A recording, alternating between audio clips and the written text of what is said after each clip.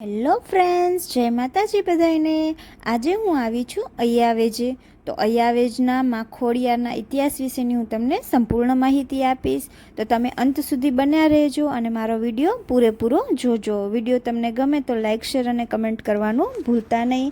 તો જે અય્યાવેજ છે તે જેસરથી 10 કિલોમીટર થાય છે અને પાલીતાણાથી 20 કિલોમીટર થાય છે, જે શેત્રુંજય નદીના કાંઠે માં ખોડિયારના વિરાજના છે। અય્યાવેજ ધામ રા નવઘણ જે માતાજીનો ઓરડો બંધાવ્યો હતો તે ઓરડાની આપણે આજ મુલાકાત લીધી છે। સિંધના સિકોતર અને પીઠળના સુકામ અય્યાવેજ ધામ આવ્યા અને રા નવઘણે સુકામ આ ઓરડો બંધાવ્યો છે તેની હું તમને પૂરી માહિતી વિસ્તારથી આપીશ, એનો ઇતિહાસ જણાવીશ, તો તમે અંત સુધી બન્યા રહેજો।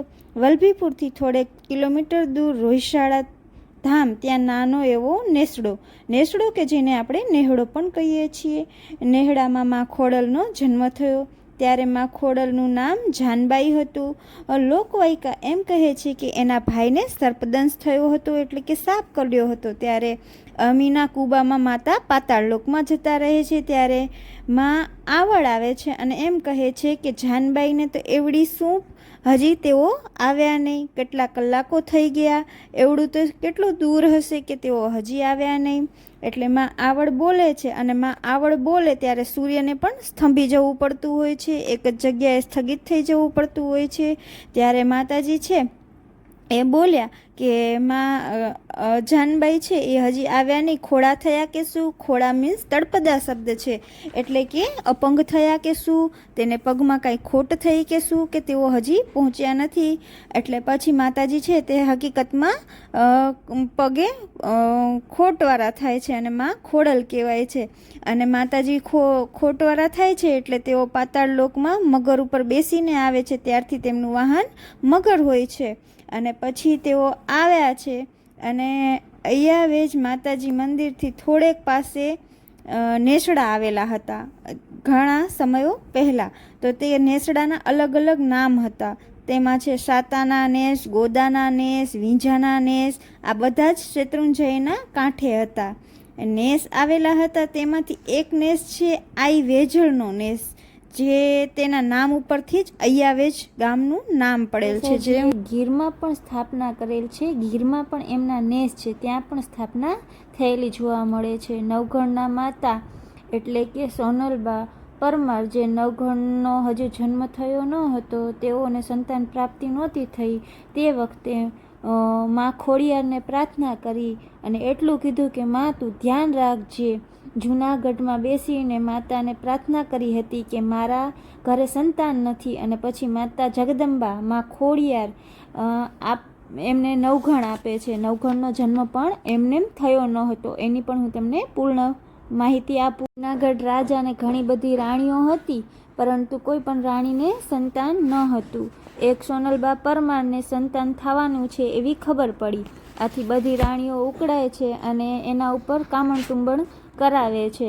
અને ત્યારબાદ 9 વર્ષ 9 મહિના અને 9 દિવસ પછી તેમની માતાના ઉદરમાં નવઘણ રહે છે, અને પછી માતા છે એ અકળાય છે કે આટલા મહિનાઓ પછી પણ એને બાળક આવતું નથી, એટલે માં ખોડિયારને પ્રાર્થના કરે છે, આજીજી કરે છે અને કહે છે કે હવે તો માં મારે ઝેર પીવું પડશે, હજી પણ બાળક આવતું નથી। ત્યારે માં ખોડિયાર એમ કહે છે કે તું દાસીને કહે કે મારા ઘરે પુત્રની પ્રાપ્તિ થઈ છે।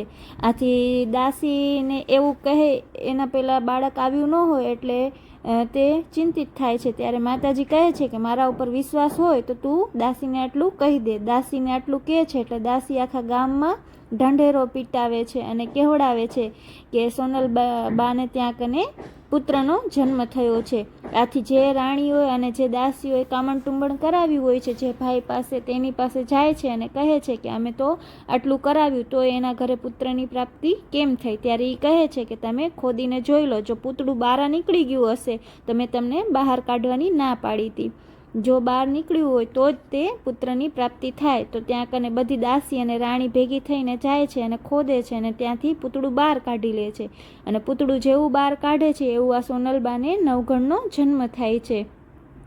અને પછી છે તે ત્યારબાદ કાળક્રમે સોલંકીઓનું રાજ્ય આવ્યું। આથી રા નવઘણને બચાવવા માટે તેમની માતાએ એમને દેવાયત બોદાના ઘરે મોકલે છે ઉછેર કરવા માટે, અને દેવાયત બોદા છે તેઓ પોતાના પુત્ર ઉગાને બચાવવાની જગ્યાએ રા નવઘણને બચાવે છે અને ઉગાનું બલિદાન આપે છે.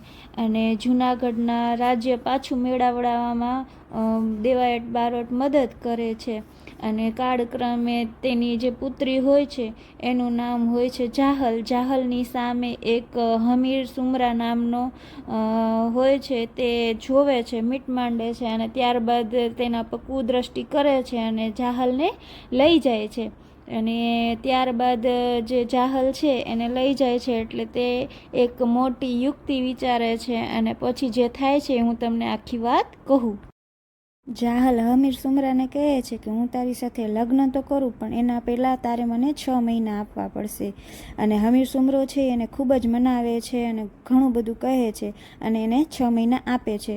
ત્યારે એ પોતાના પતિને સંદેશ મોકલાવે છે. એનો પતિ આવે છે અને પૂરી વાત કરે છે અને પતિને કહે છે કે તમે મારા ભાઈ નવઘણને કહેજો આખી વાત કે આ હકીકત છે. અને ત્યારબાદ એનો પતિ છે તે રા નવઘણને કહે છે કે તારી બેને તને કહ્યું છે કે જાહલને દૂધ પીવડાવવાની જગ્યાએ એની માતાએ તને એટલે કે રા નવઘણને દૂધ પીવડાવ્યું છે, અને એના લગ્ન વખતે તે એવું વચન આપેલું કે તું માગી હું તને આપું. ત્યારે જાહલે કશું માગ્યું ન હતું ને એમ કહ્યું હતું કે હું સમય આવે માંગી લઈશ. એટલે જાહલ અત્યારે તારી પાસે એને બચાવવાનું કહી રહી છે, તો તું એને બચાવ. એટલે એ વાત એને રા નવઘણને ખબર પડે છે. એટલે રા નવઘણ છે એને બચાવવા માટે નીકળે છે. 6 મહિનામાં એક પણ દિવસ જો ઓછો રહે તો આયરાણી છે, જાહલ આયરાણી પોતાના પેટની અંદર કટાર નાખી અને પોતે આત્મહત્યા કરશે એવું રા નવઘણને કંઈ મોકલાવ્યું હતું. તો હવે નવઘણ તો ત્યાંથી નીકળી જાય છે. પછી તે નીકળે છે એટલે આઈ વરુડીએ જે ઘટકને જમાડે છે. આઈ વરુડી છે એ 9 વર્ષની દીકરી છે એવું સ્વરૂપ લઈને આવે છે અને તે મોટા સેનેને તે જમાડ્યું હોય છે અને તે રાય નવઘણને આશીર્વાદ આપ્યા હોય છે. આઈવરુડીએ પોતે જ માતા સિકોતર આઈવરુડીએ એવું કીધું હોય છે કે દરિયાની અંદર ઘોડા વહેતા મૂકી દે છે રાય નવઘણ, આગલા પગે છબછબિયા થશે અને પાછલા પગે ધૂળની ડમરીઓ સમુદ્રમાં ઉડવા લાગશે અને સમુદ્રની વચ્ચે 2 ભાગ થઈ જશે, તારો રસ્તો આપોઆપ થઈ જશે અને કાળી ચકલી આવી અને એના ભાલા ઉપર બેસી જશે.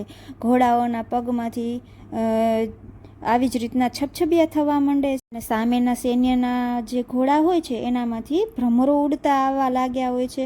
આથી તે રાય નવઘણ છે એ માતાને કહે છે કે આ કે માં કેવી પરીક્ષા લઈ રહ્યા છો કે આવડા બધા ભ્રમર અહીંયા કને જે ભ્રમરો હોય છે એ રાય નવઘણને બહુ પ્રતાડિત કરે છે, હેરાન કરવા લાગે છે.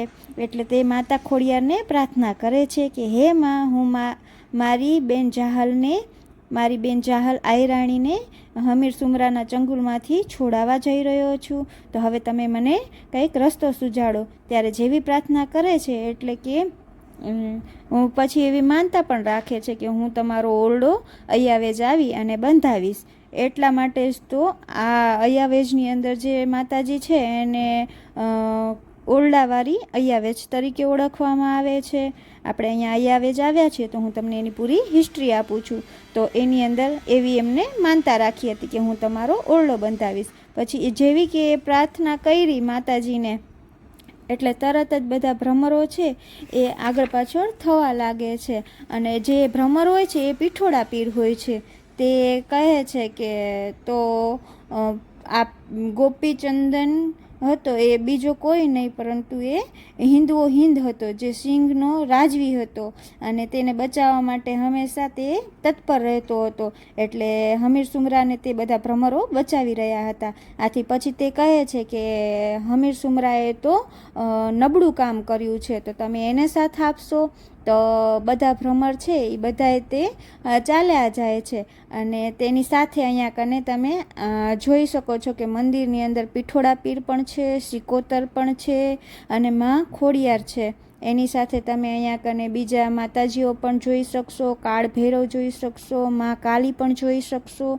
એ બધાનું અહીંયા સ્થાનક રહેલું છે અને સર્વૈયાના અહીંયા માતાજી છે, એટલે તેઓ બધા અહીંયા કને દર્શન કરવા આવતા હોય છે. એની બેન એનાથી વધારે પણ સાથે લઈને આવતા માહિતી પણ આપું. સાથે માતા સિકોતરને, પીઠોડા પીરને અને જાહલ આયરાણીને બધાને પાછા લઈને આવે છે, ત્યારે તેઓ એવી ન્યા કને બોલી કરીને આવ્યા હોય છે કે જો આ હિન્દુઓ હિન્દ છે, જે ભ્રમર તરીકે હતો પીઠોડા પીર છે, જો એ બધા એની સાથે થઈ જશે તો તેને મીઠા નિવેદ કરશે અને મીઠા નિવેદ કરીને ધરાવશે. અને જ્યારે તે પાછો આવે છે ત્યારે એનું 9 ઘટક એટલે કે 9 મોટા મોટા સૈન્યના કાફલાવાળું સાથે લઈને આવે છે. બધા પોતાના હાથમાં એક એક ઈંટ લઈને આવે છે અને એ ઈંટમાંથી જ આખો ઓરડો બનાવે છે માં અય્યાવેજવાળા ખોડિયારમાંનો. અને એ ખોડિયારમાંના ઓરડાની અંદર એક ઈંટ ખૂટે છે, એમાં જે એનો સાડો હોય છે એ સાડાએ ઈંટ લીધી નથી હોતી. આદિત્ય હોય છે એનો સાડો, પરમાર આદિત્ય, એના હાથમાં જે ઈંટ નથી હોતી એટલે બધા વાતો કરે છે કે એને ઈંટ લીધી નથી. અને પછી જ્યારે આખો ઓરડો પૂરો થાય છે અને હકીકતમાં એક ઈંટની ખોટ આવે છે, ત્યારે એ ઈંટની ખોટ આવે છે એટલે એનું મસ્તક કાપી અને ત્યાં કને ઈંટની જગ્યાએ લગાવવામાં આવે છે. એટલે તમે એના પણ દર્શન અહીંયા કને આ ઓરડાની અંદર કરી શકશો. અને તમે અહીંયા આવો તો ખાવા પીવા રહેવાની સુવિધા છે. તમારું બાળક હોય તો એના માટે ઘોડિયા છે, ચા દૂધની વ્યવસ્થા છે, રહેવા માટે રૂમ છે. અને અહીંયા કને બસો પણ આવે છે. અને શેત્રુંજય નદીના કિનારે આ ખૂબ જ સુંદર મંદિર છે. તો આવો તો ચોક્કસ મુલાકાત લેજો. મારો વિડીયો કેવો લાગ્યો, મારા વિડીયોમાં આપેલી માહિતી તમને કેવી લાગી? જો વિડીયો ગમ્યો હોય તો પ્લીઝ લાઇક, શેર અને સબસ્ક્રાઈબ કરવાનું ભૂલતા નહીં. અને જો તમને આનાથી વધારે પણ માહિતી હોય તો મને એના વિશે ચોક્કસથી જણાવજો.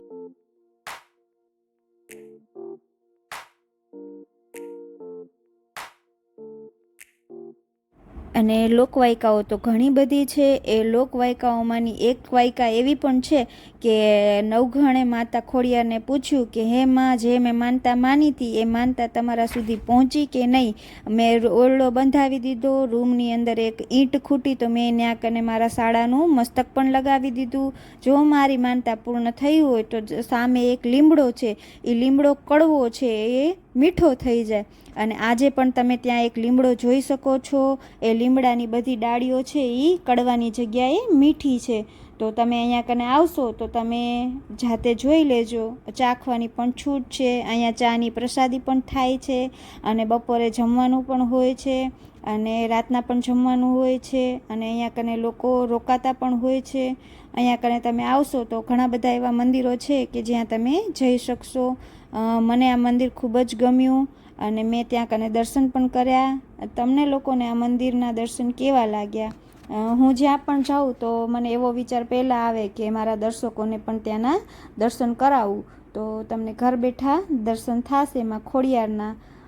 તમે અહીંયા કને બેઠા બેઠા માતાનું ખોડિયારનું નામ લેજો અને કમેન્ટ સેક્શનમાં જય માં ખોડિયાર લખવાનું ભૂલતા નહીં. Please bye bye to all of you. Like, share અને કમેન્ટ ભૂલતા નહીં.